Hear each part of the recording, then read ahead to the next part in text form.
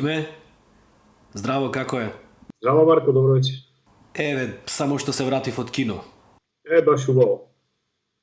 Кој филм го гледав? Тој Story. Детски филм го гледавме со син ми.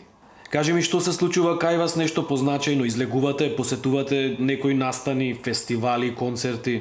Имате време? Многу слободно време не останува. На почетокот повеќе посетувавме, сега повеќе работа имаме дома со децата, али кога ги посетувавме, често одевме на кино.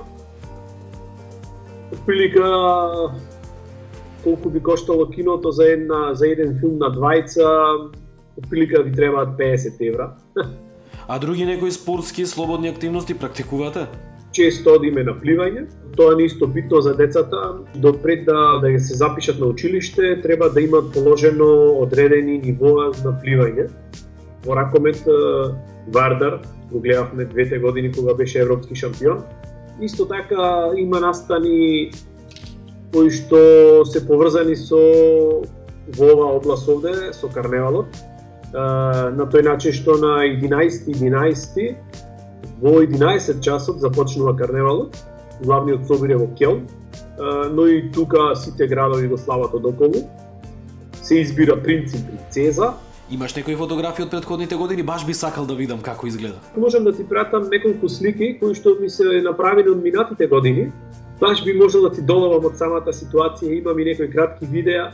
Баш изгледа она фантастично и прави убаво да се чувствуваат.